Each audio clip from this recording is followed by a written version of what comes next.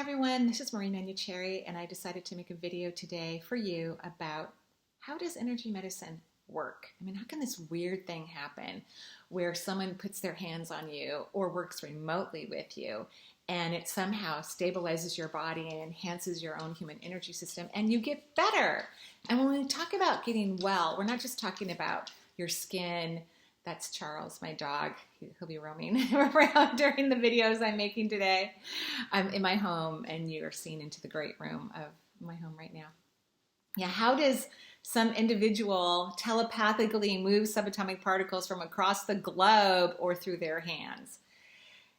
First thing to remember, if you don't know this, and perhaps even if you do know this, is to spend more time reading about it. That everything in the universe is made out of energy. That means everything. There isn't anything that you see that is not made out of subatomic particles. So behind me, my couch is actually full of subatomic particles vibrating in a frequency. That coffee table, the ottoman, Charles is subatomic particles. I'm subatomic particles. The camera I'm looking into is subatomic particles. The laptop is made out of subatomic particles. There isn't anything in the universes, because there's more than one universe, that isn't made out of energy.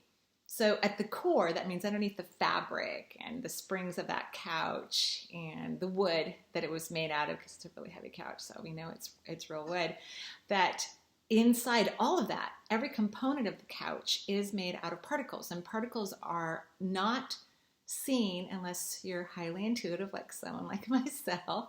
You can't see them with the naked eye, but they're microscopic particles like electrons and protons moving very fast, moving very quick, that form into something that human beings have defined and have said, oh, this is a couch.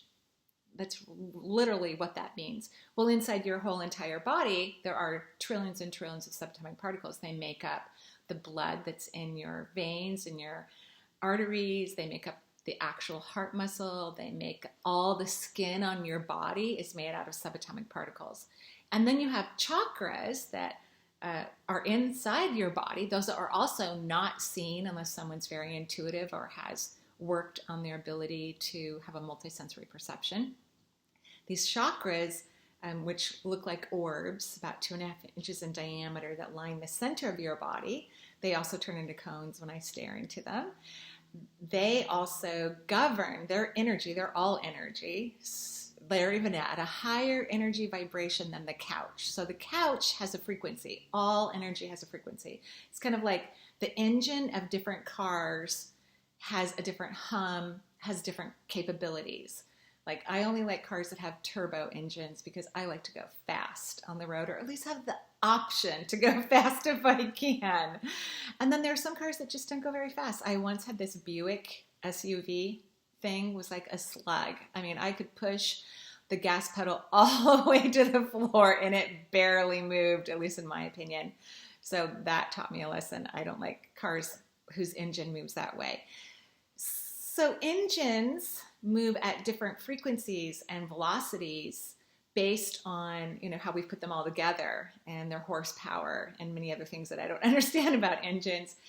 And that's how subatomic particles are too. They have a different frequency based on the thing. Like the heart chakra has a different frequency than the first chakra. Your heart muscle has a different frequency than the skin and on your body. And some people just naturally understand the vibration or the frequencies of what's going on inside the human body, literally. I'm definitely one of those people. I didn't know I was one of those people, but I definitely understand and speak to and communicate to energy. I can read energy. I can see it. I can hear it. I can feel it. To me, it's a language that I don't really have to study, although I do, of course, by reading other people and myself.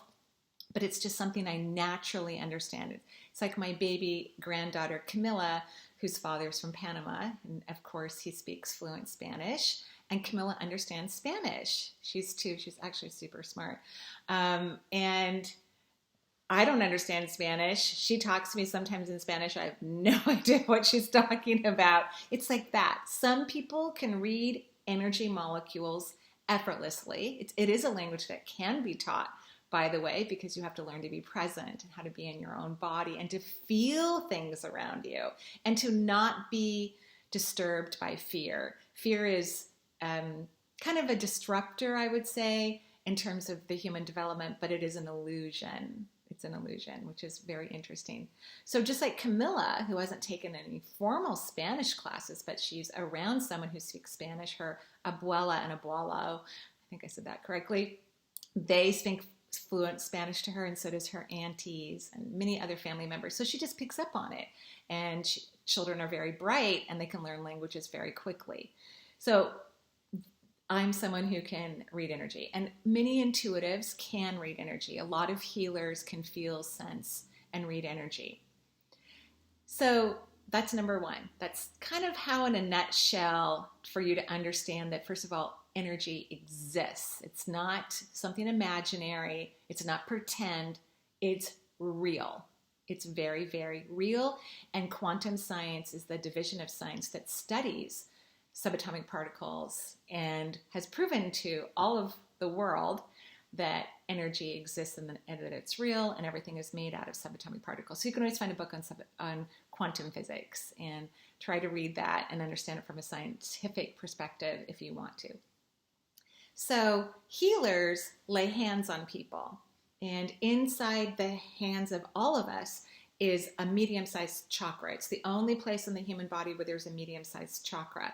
And these chakras were created to help people heal. Every single one of the chakras in your body, you have 7 primary and then over 3,000 minor chakras. They receive and transmit energy or life force. And so we're taking in and moving energy in our bodies all the time. One of the things that can affect the amount of energy that you take in and transmute and release in your body has a lot to do with your emotional well-being. Every single one of the primary chakras, and I'm just touching areas around my skin where there's a primary chakra. There's one on top of the head, there's one in the middle of the forehead, there's one in the throat, there's one in the heart. Every single one of the primary chakras actually has an emotional component, which means that if you can feel balanced in the emotion that that particular chakra holds, that enhances that vortex, that chakra, which then enhances the anatomy and physiology that it governs, which then enhances the amount of energy that's in your body and also allows you to release stagnant energy. So stagnant energy is energy that is not very vital. It's kind of like if you were to take some healthy food and you were going to make a smoothie and you were going to use oranges and some apples and maybe some kale, and you're going to have some leftover residual maybe. You're not going to use the skin of the orange. I don't use the skin of apples for all kinds of interesting reasons. Or maybe if you're using kale, you take out the stem as you're making your juice. Now, if you put all of those scraps from the fruits and the vegetables off to the side, they're going to start to get rotted and stink and be problematic. So we recycle them. We put them into the trash. The same thing is true with your energy. It can become stale. It can get a little rotted, if you will, not productive, not healthy for you, not horrible, just like those vegetables are not horrible, those leftover pieces.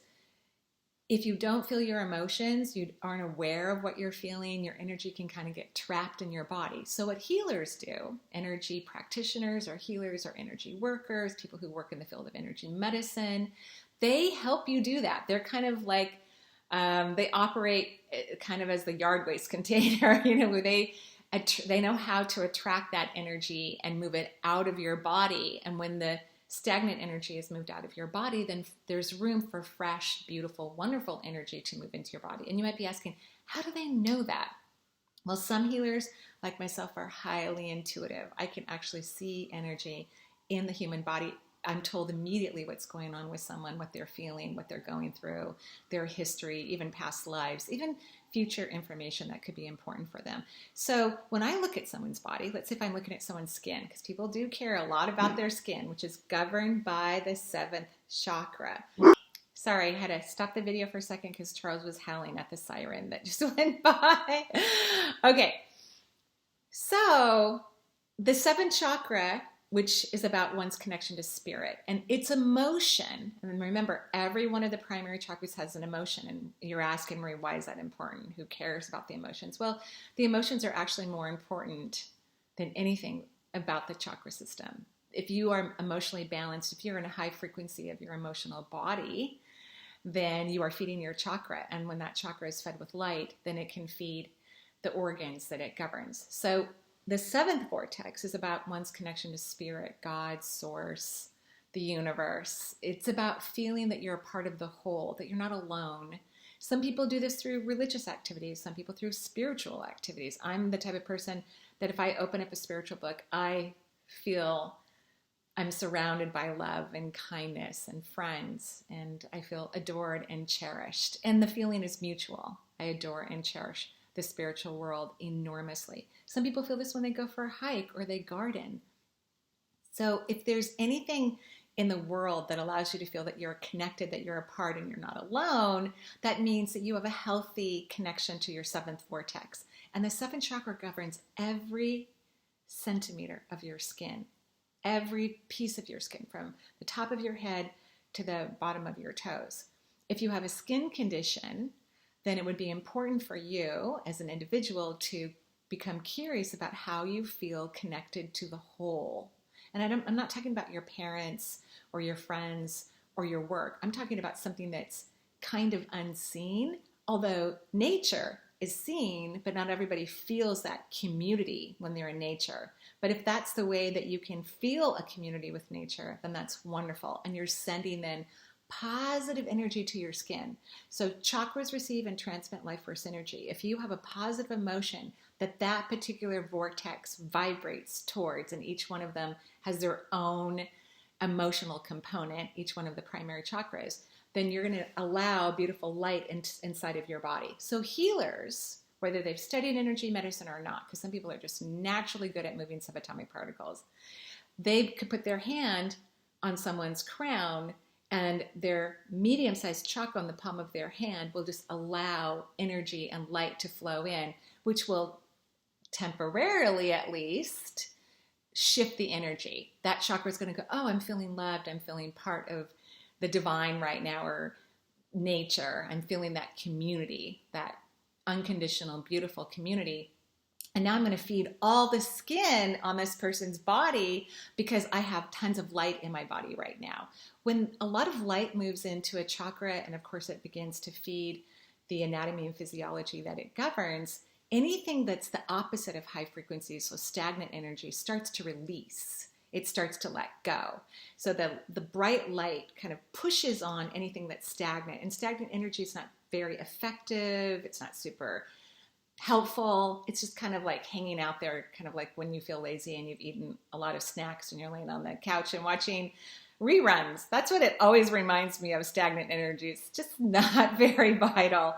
So the light penetrates, the bright light that's coming in through the practitioner's hand, and the way they know how to hold frequency and vibration, it then hits the stagnant energy, and the stagnant energy is actually very, very weak, but it just needs to be jump-started, so to speak, so that it goes, oh, it's time for me to leave this body. So the light hits the stagnant energy, and the stagnant energy then releases, and it moves out of the physical form, which creates more space within that area, and then more light comes in. And so when I said it temporarily helps the human form, it's true. It could be a temporary fix because someone could go back to their old thinking, or feeling that they're separate, or that they don't have any friends, or they don't feel loved by a community in terms that are non-physical, if you will, not about family perhaps, but something more spiritual in nature. Then they could eventually deplete that vortex again and create some sort of skin issues. But at that time, especially a skilled practitioner is going to know exactly what she's doing and could communicate to that individual so that their mind is involved too, and then they can take responsibility for this need that, if it's fulfilled in their awareness and in their consciousness, that vortex could have a very long and helpful and precious healing that lasts a lifetime. So in a nutshell, that's how energy medicine works. Have a good day. Bye-bye.